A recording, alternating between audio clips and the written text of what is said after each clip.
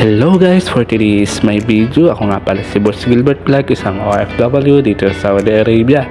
Ayun nga pala po guys, out na pala namin dito, kaya maagap kami lumalabas pala dito. 4:40 lumalabas na kami kasi naagawan kami sa aming pwesto. Kahit alam naman nilang doon kami noon nakaupo, inuunahan pa rin kami nila. Alam mo naman sila, pag sila naunahan, galit na galit. Pero pag kami naunahan, nagbibigay kami kaysa naman makipagtalo.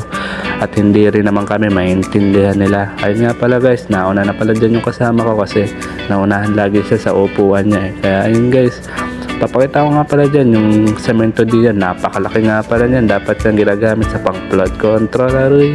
Ayun nga pala guys, papakita ko na sa inyo yung sakayan dito ng aming bus dito sa labas. Sobrang init nga pala diyan guys. Makikita mo naman sobrang init, grabe. Ayan nga pala guys, puro bus nga po pala yan. May bus din po pala dito sa Saudi Arabia. Ginagamit po siya pang shuttle. Pero napakaganda naman po ng shuttle dito.